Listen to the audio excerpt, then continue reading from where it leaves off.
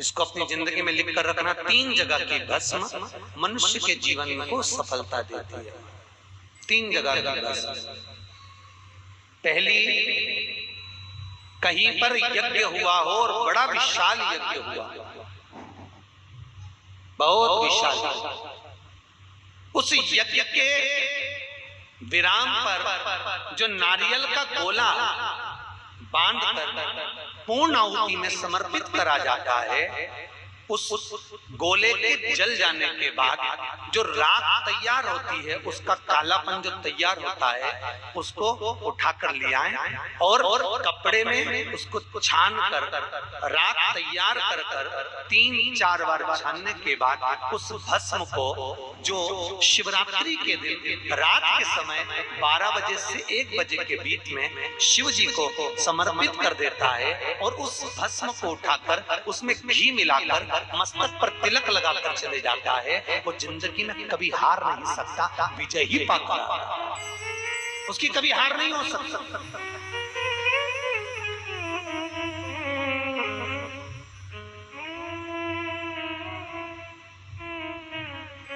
वो कभी हार नहीं सकता। ये जितने राजनेता होते हैं, राजनीति करने वाले, टिकट मिलेगा नहीं मिलेगा, टिकट मिलेगा नहीं मिलेगा, उस मझधार में पड़े रहते हैं। शिव महापुराण की कथा कहती है वो भस्म विजेता को प्रदान करती है। आपको किसी से नहीं करना, किसी के हाथ नहीं जोड़ना, केवल वो भस्म का तिलक लगाकर जिससे आपका काम निकालना है उसके सामने पहुंच जाए, आपको सुख का अनुभव हो जाए, कार्य सिद्ध। तो भस्म इतनी प्रबल हो, 3 जगह की भस्म। दूसरी भस्म, महाराज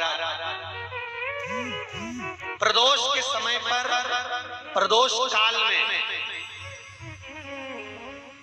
जिस दिन प्रदोष हो उस दिन प्रदोष काल के समय कोई गाय अपने बछड़े को दूध पिलाते समय जब पोटा कर दे, गाय गोबर कर दे, उस गोबर को हाथ नहीं लगाना है, उसी स्थान पर सूखने देना है। जब वो गोबर सूख जाए उसको उठाकर जलाकर उसकी भस्म तैयार कर ली जाए। किसी भी प्रदोष उस भस्म की राख तैयार कर शंकर भगवान को शाम को प्रदोष के काल में, प्रदोष के समय पर शंकर भगवान को एक वस्त्र में लेकर किसी मंदिर में भस्म चढ़ाकर उसी भस्म को उठाकर लेकर आ जाएं और जो दुकान, जो व्यापार, जो फैक्ट्री, जो काम आपका खड्डे में जा रहा है, नहीं चल रहा, बिल्कुल ठप्प होकर पड़ा हुआ है, उस भस्म को केवल दुकान में जाने से पहले दोनों साइड दाता और विधाता का नाम लेकर चढ़ा दी जाए और अंदर प्रवेश कर दिया जाए। अगर कितनी भी खड्डे में फैक्ट्री जा रही होगी वो अव्वल में चलना प्रारंभ हो जाएगी। उस भस्म का इतना प्रमाण है। दूसरे नंबर पर भस्म, जैसे शिव महापुराण में भस्म का प्रमाण है, उसी तरह विष्णु पुराण में तुलसी का प्रमाण है। दुनिया में वो कौन सा चंदन है जिस चंदन को भगवान को लगा देने पर, कार्तिक महीने में भगवान को लगा देने पर जीते जी भगवान विष्णु, कृष्ण, राम एक बार गले लगा कर जाते हैं। वो कौन सा चंदन है? आपको पहले भी कथा में वर्णन किया, हरि चंदन। कौन सा चंदन है? हरि चंदन। कार्तिक के महीने में हरि चंदन कैसे बनता है? तुलसी जब सूख जाती है, सूखी हुई तुलसी की जड़ धोकर रख लीजिए, कार्तिक के महीने में उसको सिलबट्टे पर घिसकर उसका चंदन बनाइए, उसमें थोड़ा सा कुंकुम मिलाइए, चंदन बनाकर कार्तिक के महीने में जो भगवान विष्णु के मस्तक पर तिलक लगाता है और अपने मस्तक पर भगवान का ही तिलक लगा लेता है, उसको जीते जी एक बार मेरा श्री हरि गले लगा लेता है, वो हरि चंदन।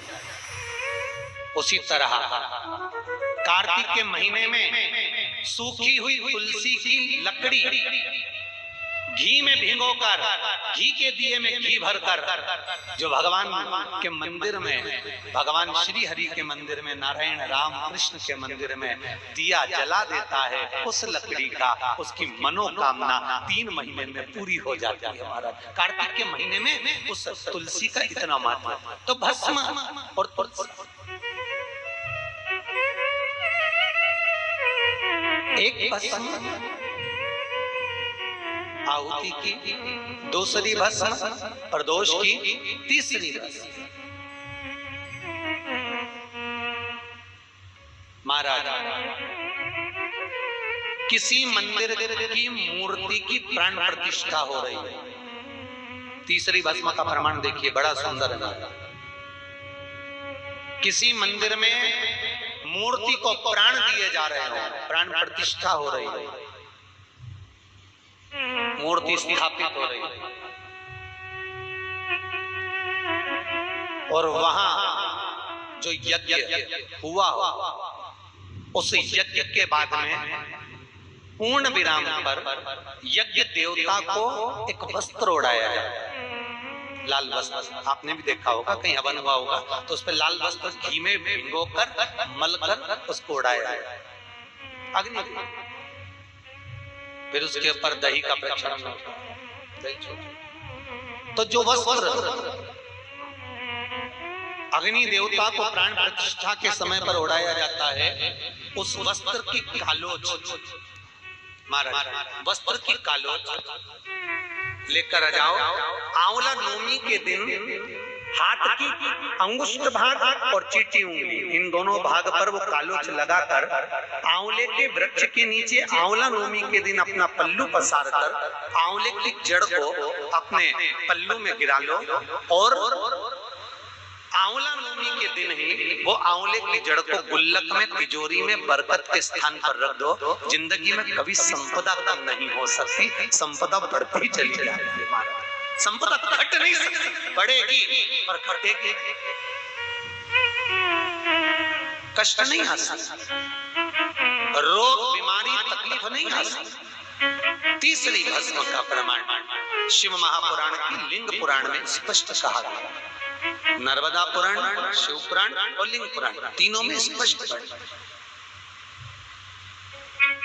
और एक भस्म चढ़ती है मेरे कालों के काल, महाकाल को भस्म आरती में, विश्वनाथ को चढ़ती है महा सुबह मंगला आरती में। बाबा वो एक आनंद है। शंकर को जो चढ़ गया वो करोड़ों का तो हो ही गया, करोड़ों का।